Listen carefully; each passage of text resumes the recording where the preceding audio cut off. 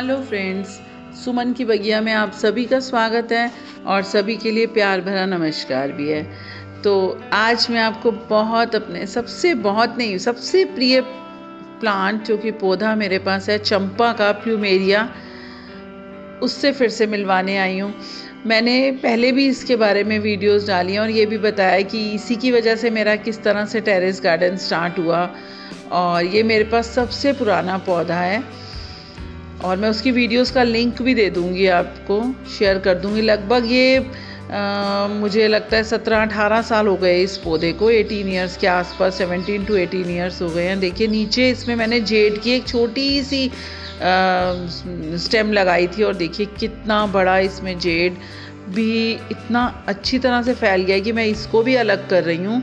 और इसकी स्टेम मैं आपको दिखाती हूँ जेड की। ये देखिए कितनी मोटी स्टेम हो चुकी है इसकी, और इसका मैं अलग से कुछ बनाने वाली हूँ, फिर मैं आपको साथ शेयर करूँगी, इसलिए इसको भी मैंने अलग कर लिया है। और आज जो मैं करने वाली हूँ, देखिए ये जो प्लांट है, मैं स्पेशल ये वाले बड़े वाले पॉट्स लाई थी, तब भी मैंने शेयर किया था। और अब देखिए इसकी नीचे से हालत देखिए, पूरी तरह रूट बाउंड हो चुका है और इसने छत पे भी मेरी जो फ्लोरिंग है उसको भी इसकी रूट्स ने पकड़ लिया है। तो अब मैं इसको फिर से रिपोर्ट करूँगी। ये लगभग 20 इंचेस का मेरा पॉट था मिट्टी का, जो कि मैं स्पेशल इसके लिए बड़ा सा लाई थी। और अब जो मैं लाई हूँ वो मैं फाइबर का लाई हूँ, वो 24 इंचेस का लाई हूँ मैं, वो भी आपके साथ अभी शेयर करने वाली हूँ। पहले मैं ये चाहती हूँ कि इसको मैं बड़े आराम से प्लांट को निकाल लूँ और मेरा ये जो मिट्टी का गमला है वो नहीं टूटे। मुझे ये बहुत अच्छे लगते हैं, ये वाले बड़े वाले गमले मेरे पास जो पॉट्स हैं मिट्टी के, इसलिए मैं इसको ज़रा सा भी मतलब जैसे हम नॉर्मल जो पॉट होता है उसको हम थोड़ा बहुत ज़मीन पे पटक के भी निकाल लेते हैं, हल्का हल्का सा करते हुए, उसको हिलाते हुए, लेकिन इसको मुझे और प्यार से हिलाना पड़ रहा है ताकि मेरा ये पॉट भी बच जाए। देखिए कितना निकाल लिया है मैंने, देखिए कितना प्यारा तरीके से निकला और पूरी तरह से रूट बाउंड तो आपने पहले ही देख लिया था। देखिए इसकी रूट्स इवन जो नीचे छेद होता है जो पॉट में, उससे भी बाहर आ गई थी। और देखिए कितना सुंदर लग रहा है। अब मैं इसको सारी इसकी मिट्टी को अलग करके थोड़ा सा इसको अच्छे से लेकिन ये जो मिट्टी मेरी नीचे निकली है इसी को ही मैं यूज़ करूँगी इसमें खाद डाल के। दूसरा मेरा पॉट है, अभी के लिए मैंने इसमें रख लिया है क्योंकि मैं मिट्टी यही वाली, अब मेरे पास बहुत छत पे प्लांट्स हैं और बहुत सारी मिट्टी आ चुकी है, तो मैं चाहती हूँ कि मैं अब और मिट्टी छत पे ना ले जाऊँ। और जो मिट्टी मेरे पास देखिए, इसमें भी एक पहले मेरा पॉट टूटा हुआ था, उसमें मिट्टी पड़ी थी, उसमें से भी मैं थोड़ी इसमें मिला रही हूँ। और थोड़ी मेरी जो खाद है, ये जो कंपोस्ट जो किचन वेस्ट आता है उससे जो खाद बनती रहती है वो इसमें मिला दूँगी। तो ये सारा मैंने पॉटिंग मिक्स मिला के, और अब मैं इसको फाइबर पॉट में, जो मैं इसके लिए नया पॉट ख़रीद के लाई हूँ इस चंपा के पौधे के लिए, प्लूमेरिया के लिए, उसमें मैं ये सारा मिक्सचर डालूंगी और अपने प्लांट को फिर से रिपॉट करूंगी। ये देखिए ये वाला मैं लेकर आई हूँ,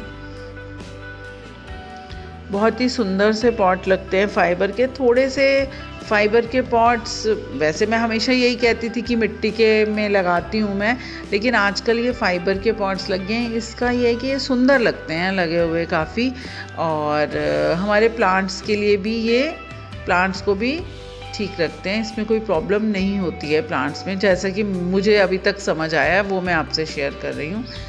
तो देखिए मैंने थोड़ी सी नीचे मिट्टी और ये सब भर लिया है पॉटिंग मिक्स, और अपना प्लांट को उठा के मैंने इसमें चंपा के पौधे को रख दिया, और बाकी का जो पॉटिंग मिक्स है अब मैं इसमें डाल देने वाली हूँ।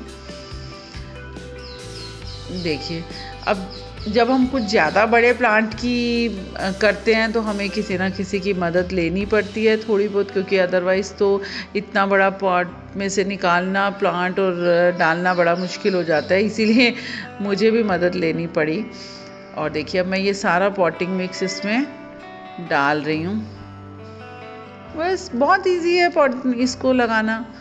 कोई हम लोग ऐसे डरते रहते हैं कि हम रिपोर्ट कैसे कर पाएंगे। बस आपको ये देखना है कि आपकी जो सॉइल हो वो वेल ड्रेन्ड होनी चाहिए, उसमें खाद हो वो मिला दीजिए, नीम खली हो वो मिला दीजिए। मैं हमेशा अपनी वीडियोस में बताती हूँ, अगर हैंगिंग बास्केट्स हो तो उसको हल्का रखना है, उसके लिए मैं सॉइल नहीं डालती हूँ, कोकोपीट का ज़्यादा इस्तेमाल करती हूँ। तो देखिए अलग अलग, वैसे तो अलग अलग तरह के, अगर हम सक्केलेंट्स लेते हैं तो थोड़ा सा अलग तरह के हम प्लांट्स वो पॉटिंग मिक्स लेते हैं। और इस तरह से हम अपने प्लांट्स को टाइम टू टाइम हमें रीपॉट भी करना पड़ता है।